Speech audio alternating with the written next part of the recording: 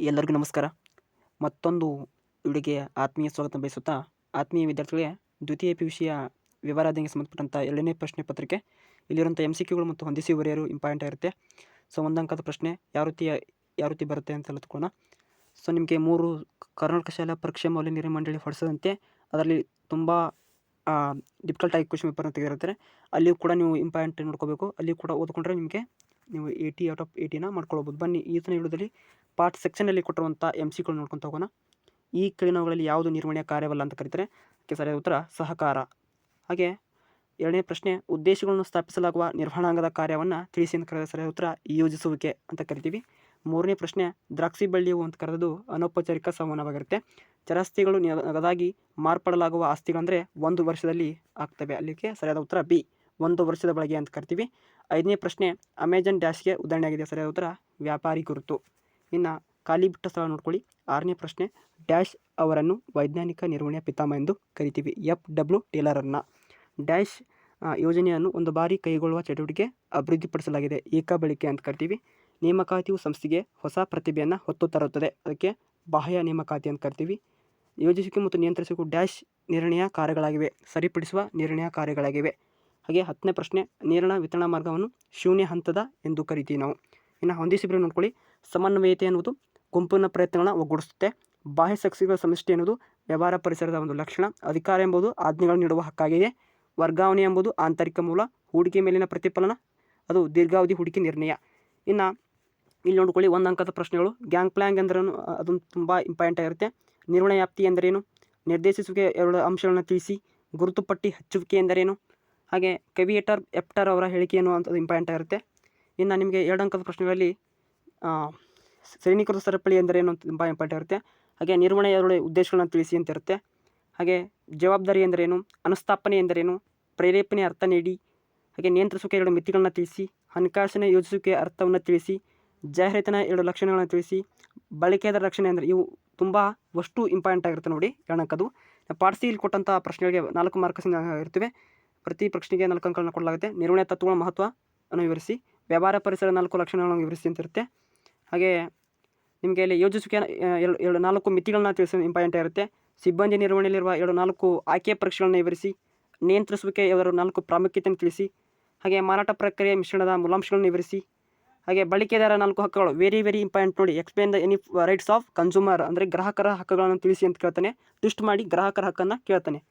ಹಾಗೆ ಇಲ್ಲಿ ನೋಡಿ ನಿರ್ವಹಣೆಯ ಗುಣಲಕ್ಷಣ 8 ಮಾರ್ಕ್ಸನ್ನು. ನಿರ್ವಹಣೆಯ ಗುಣಲಕ್ಷಣಗಳನ್ನು ವಿವರಿಸಿ, ಔಪಚಾರಿಕ ಸಂಘಟನೆ ಅನಾಹುತಿ ಮತ್ತು ಅನಾನುಕೂಲಗಳನ್ನು ತಿಳಿಸಿ, ಆಯ್ಕೆ ಪ್ರಕ್ರಿಯೆಯಲ್ಲಿನ ಅನುಸರಿಸುವ ವಿವಿಧ ಹಂತಗಳನ್ನು ವಿವರಿಸಿ, ಯಾವುದೇ 4 ಹಣಕಾಸಿನ ಉತ್ತೇಜಕ 4 ಉತ್ತೇಜಕೇತರ ಉತ್ತೇಜಕಗಳನ್ನು ತಿಳಿಸಿ, ಮಾರಾಟ ಪ್ರಕ್ರಿಯೆ 8 ಕಾರ್ಯಗಳನ್ನು ತಿಳಿಸಿ ಎಂಬುದು ವೆರಿ ಇಂಪಾರ್ಟೆಂಟ್ ಆಗಿರುತ್ತೆ.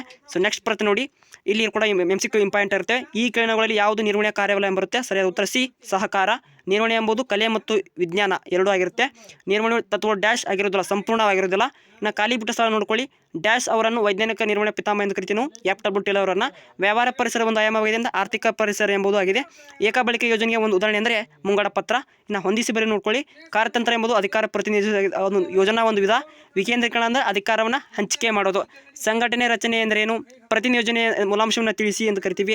ಇನ್ನು 2 ಅಂಕದ ಪ್ರಶ್ನೆಯಲ್ಲಿ ನಿರ್ವಹಣೆ ವ್ಯಾಖ್ಯಾನಿಸಿ, ನಿರ್ವಹಣೆಯ 2 ಸಂಘಟನಾತ್ಮಕ ಉದ್ದೇಶಗಳನ್ನು ತಿಳಿಸಿ, ಮಾನಸಿಕ ಕ್ರಾಂತಿಯ ಅರ್ಥವನ್ನು ಬರೆಯಿರಿ, ಗ್ಯಾಂಗ್ ಪ್ಲ್ಯಾಂಗ್ ಅಂದರೇನು, ಯೋಜುವಿಕೆ 2 ಪ್ರಾಮುಖ್ಯತೆಯನ್ನು ತಿಳಿಸಿ, ಸಂಘಟಿಸುವ ಎಂದರೇನು, ಇವು ಅಷ್ಟು ಇಂಪಾರ್ಟೆಂಟ್ ಆಗಿರುತ್ತೆ ನೋಡ್ಕೊಳ್ಳಿ. ಇನ್ನು 4 ಅಂಕದ ಪ್ರಶ್ನೆಯಲ್ಲಿ ಟೇಲರ್ ಅವರ ವೈಜ್ಞಾನಿಕ ನಿರ್ವಹಣೆ ತತ್ವಗಳನ್ನು ವಿವರಿಸಿ, ನಿರ್ವಹಣೆಯ ತತ್ವ ಪ್ರಾಮುಖ್ಯತೆಯನ್ನು ವಿವರಿಸಿ, ವ್ಯವಹಾರ ಪರಿಸರ 4 ಲಕ್ಷಣಗಳನ್ನು ವಿವರಿಸಿ, ವ್ಯವಹಾರ ಪರಿಸರ ಸಂಸ್ಥೆಗೆ ಪ್ರಭಾವ ಬೀರುವಂಥ ವ್ಯವಹಾರ ಪರಿಸರ ಮೂಲಾಂಶಗಳನ್ನು ತೋರಿಸುವ ಅಂದವಾದ ರೇಖಾಚಿತ್ರವನ್ನು ವಿವರಿಸಿ, ಯೋಜಿಸುವಿಕೆ 4 ಮಿತಿಗಳನ್ನು ತಿಳಿಸಿ, ಅದು ವೆರಿ ಇಂಪಾರ್ಟೆಂಟ್ ಇರುತ್ತೆ. ಯೋಜನೆ 4 ಪ್ರಕಾರಗಳನ್ನು ತಿಳಿಸಿ ಅಂತ ಇಂಪಾರ್ಟೆಂಟ್ ಇರುತ್ತೆ. ನಿರ್ವಹಣೆಯ 8 ಅಂಕದಲ್ಲಿ ನಿರ್ವಹಣೆಯ ಲಕ್ಷಣಗಳನ್ನು ವಿವರಿಸಿ, ಸಂಕ್ಷಿಪ್ತವಾಗಿ ವಿವರಿಸಿ, ಔಪಚಾರಿಕ ಮತ್ತು ಅನೌಪಚಾರಿಕ ಸಂಘಟನೆ ನಡುವಿನ ವ್ಯತ್ಯಾಸವನ್ನು ವಿವರಿಸಿ ಇಂಪಾರ್ಟೆಂಟ್ ಆಗಿರುತ್ತೆ. ಇನ್ನು ಖಾಲಿ ಬಿಟ್ಟ ಸ್ಥಳ ನೋಡ್ಕೊಳ್ಳಿ. ಇನ್ನೊಮ್ಮೆ ಒಬ್ಬ ಅಧೀನ ಅಧಿಕಾರಿ ಒಬ್ಬ ಡ್ಯಾಶ್ ಇಂದ ಆದೇಶಗಳನ್ನು ಪಡೆಯುವುದು ಮತ್ತು ಅವನೊಬ್ಬನಿಗೆ ಹೊಣೆಗಾರನಾಗಬೇಕು. ಸರಿಯಾದ ಉತ್ತರ ಮೇಲಾಧಿಕಾರಿಗಳಿಂದ. ಡ್ಯಾಶ್ ನೀತಿಗಳು ಡ್ಯಾಶ್ ಹೇಳಿಕೆಗಳಾಗಿದ್ದು ಯೋಜಿಸಲು ಮಾರ್ಗದರ್ಶನ ನೀಡುತ್ತದೆ. ಸರಿಯಾದ ಉತ್ತರ ಸಾಮಾನ್ಯ ಹೇಳಿಕೆಗಳಾಗಿದ್ದು. ಡ್ಯಾಶ್ ಎಂದರೆ ಸಂಸ್ಥೆಯಲ್ಲಿ ಜನರನ್ನು ಉತ್ತೇಜಿಸಲು ಉಪಯೋಗಿಸುವ ತಂತ್ರವಾಗಿದೆ. ಪ್ರೇರಕ ಎಂಬುದು. ವ್ಯವಹಾರ ಚಟುವಟಿಕೆಯನ್ನು ನಡೆಸಲು ಬೇಕಾಗಿರುವ ಹಣವನ್ನು ಡ್ಯಾಶ್ ವ್ಯವಹಾರದ ಹಣಕಾಸು ಎಂದು ಕರೀತಾರೆ. ನಮೂದಿತ ಬೆಲೆಗಿಂತ ಕಡಿಮೆ ಬೆಲೆಗೆ ಉತ್ಪನ್ನ ನೀಡುವುದು ಸೋಡಿ ನೀಡುವುದು ಎಂದು ನಾವು ಕರಿತೀವಿ. ಇನ್ನು ಹೊಂದಿಸಿ ನೋಡ್ಕೊಳ್ಳಿ. ಉಪಯೋಗದ ಹವ್ಯಾಸ ಎಂಬುದು ಸಾಮಾಜಿಕ ಪರಿಸರ ಮೂಲಾಂಶ. ಅಧಿಕಾರವನ್ನು ಪ್ರತಿನಿಧಿಸುವುದು ವಿಕೇಂದ್ರೀಕರಣ. ನೇಮಕಾತಿ ಎಂಬುದು ಸಿಬ್ಬಂದಿ ನಿರ್ವಹಣೆಯ ಭಾಗ. ನಿಯಂತ್ರಿಸುವಿಕೆ ಎಂಬುದು ನಿರ್ವಹಣೆಯ ಕಾರ್ಯ. ಮುದ್ರೆ ಹಾಕುವಿಕೆ ಎಂಬುದು ಮಾರಾಟ ಪ್ರಕ್ರಿಯೆ ಕಾರ್ಯ. ಇನ್ನು ಇಲ್ಲಿ ಒಂದು ಅಂಕದ ಪ್ರಶ್ನೆ ನಿರ್ವಹಣೆಯ ಅಥವಾ ಎರಡು ಸಂಘಟನಾತ್ಮಕ ಉದ್ದೇಶ ಅಂತ ಅಂದರೆ ಅಸ್ತಿತ್ವ, ಲಾಭ, ಬೆಳವಣಿಗೆ ಅಂತ ಕರಿತೀವಿ. ನೇಮಕಾತಿ ಎಂದರೇನು, ಹಾಗಾಗಿ ಯಾವ ನಾಯಕತ್ವ ಶೈಲಿಗಳನ್ನು ಸರ್ವಾಧಿಕಾರಿ, ಪ್ರಜಾಪ್ರಭುತ್ವವಾದಿ, ಮುಕ್ತ ನೀತಿವಾದಿ ಎಂಬುದು ಇಂಪಾರ್ಟೆಂಟ್ ಆಗಿರುತ್ತೆ. ಹಾಗೆ ಗ್ರಾಹಕರ ಸಂರಕ್ಷಣಾ ಕಾಯ್ದೆ 1986 ಯಾವ ವರ್ಷ ತಿದ್ದುಪಡಿ ಮಾಡಲಾಗುತ್ತೆ? 2019ರಲ್ಲಿ ತಿದ್ದುಪಡಿ ಮಾಡಲಾಗುತ್ತೆ. ಪಾರ್ಟ್ ಬಿ ಇಲ್ಲಿ ಕೊಟ್ಟಿರುವಂಥ ಪ್ರಶ್ನೆಗಳಲ್ಲಿ 2 ಅಂಕದ್ದು. ಸಮನ್ವಯತೆ ಎಂದರೆ 2 ಗುಣಲಕ್ಷಣಗಳನ್ನು ವಿವರಿಸಿ. ಯಾವುದಾದ್ರೂ 2 ನಿರ್ವಹಣಾ ತತ್ವಗಳ ಮಹತ್ವವನ್ನು ಬರೆಯಿರಿ, ಇಂಪಾರ್ಟೆಂಟ್ ಇರುತ್ತೆ. ಯಾವುದಾದ್ರೂ 2 ಯೋಜಿಸುವಿಕೆ ಮಿತಿಗಳನ್ನ ತಿಳಿಸಿ. ಸಂಘಟಿಸುವಿಕೆ ವ್ಯಾಖ್ಯಾನಿಸಿ. ತರಬೇತಿ ಮತ್ತು ಅಭಿವೃದ್ಧಿಗಳ ನಡುವಿನ ವ್ಯತ್ಯಾಸವನ್ನು ತಿಳಿಸಿ. ಮಾಸ್ಲೋಸ್ ಅವರ ಅಗತ್ಯತೆಗಳ ವರ್ಗ ಶ್ರೇಣಿಯ ಸಿದ್ಧಾಂತದ ಮೊದಲ 2 ಅಗತ್ಯತೆಗಳನ್ನು ಬರೆಯಿರಿ. ಅಂದರೆ ಮೂಲದಾಯಕ ಅಗತ್ಯತೆಗಳು, ಸುರಕ್ಷತಾ ಭದ್ರತೆ ಅಗತ್ಯತೆಗಳು ಅಂತ ಹೇಳ್ತೀವಿ. ನಿಯಂತ್ರಿಸುವಿಕೆ 2 ಮಿತಿಗಳನ್ನು ಬರೆಯಿರಿ. ಹಣಕಾಸಿನ ಯೋಜಿಸುವಿಕೆ ಅವಳಿ ಉದ್ದೇಶಗಳನ್ನು ತಿಳಿಸಿ. ಸಾಂಪ್ರದಾಯಿಕವಾಗಿ ಮಾರಾಟ ಪ್ರಕ್ರಿಯೆ ಎಂದರೇನು, ಹಾಗೆ ಗ್ರಾಹಕರ 2 ಹೊಣೆಗಾರಿಕೆಗಳನ್ನ ತಿಳಿಸಿ ಅಂದಿರುತ್ತೆ. ಇನ್ನು ಅಲ್ಲಿ 4 ಅಂಕದ ಪ್ರಶ್ನೆಯಲ್ಲಿ ಟೇಲರ್ ಅವರ ಕೊಡುಗೆಗಳನ್ನ ತಿಳಿಸಬೇಕಾಗತ್ತೆ. ಹಾಗೆ ಯವರ ಪರಿಸರವನ್ನು ಗುರುತಿಸುವಿರುತ್ತವೆ, ಸೊ ಅವು ಇಂಪಾರ್ಟೆಂಟ್ ಆಗಿರ್ತವೆ. ಹಾಗೆ ಯೋಜಿಸುವಿಕೆ ಪ್ರಕ್ರಿಯೆಯಲ್ಲಿ ಹಂತಗಳಿರ್ಬೋದು. ಸಿಬ್ಬಂದಿ ನಿರ್ವಹಣೆ ಪ್ರಕ್ರಿಯೆ 4 ಹಂತಗಳನ್ನ ಇರ್ಬೋದು, ಇಂಪಾರ್ಟೆಂಟ್ ಆಗಿರ್ತವೆ.